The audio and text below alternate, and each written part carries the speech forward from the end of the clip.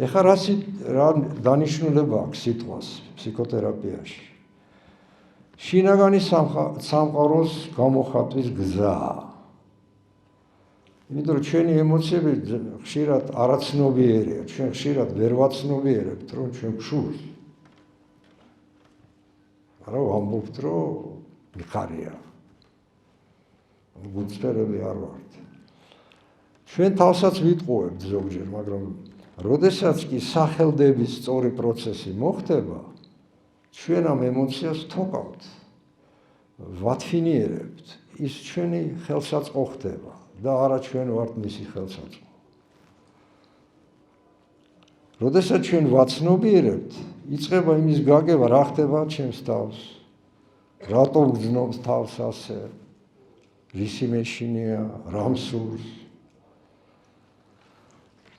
დღეს ითქვა, რომ ემოციური ინტელექტს უფრო დიდი მნიშვნელობა აქვს, ვიდრე ინტელექტს, IQ-ს. IQ არის დასავლელი ადამიანის მოგონილი, რომ ყველაზე მნიშვნელოვანია და დღესაც სამსახურში რომ მიგიღონ, IQ უნდა გქონდეს მაღალი.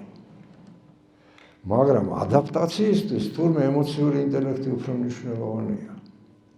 IQ-ს მატარებელი ადამიანი შეიძლება ხანმოკლე ცხოვრებით ცხოვრობს, უფრო ადვილად ყდება და ასე შემდეგ. ეს ემოციური ინტელექტი არის რა, უნარი გამოიცნო, რაც გრძნობ.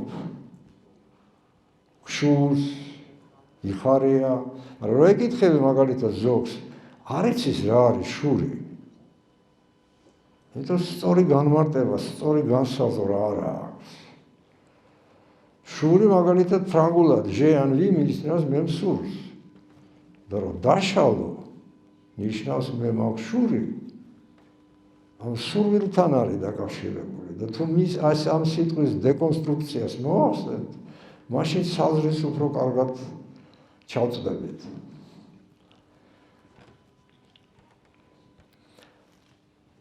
სიტყვა ამ გაგებით არის ინსტრუმენტი გაცნობიერების. გაცნობიერება ხდება მხოლოდ სიტყვით.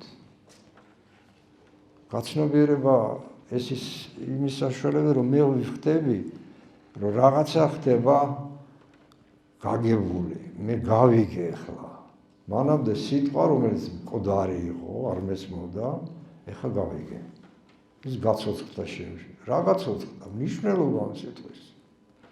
ჩემს სუბიექტურ სივრცეში.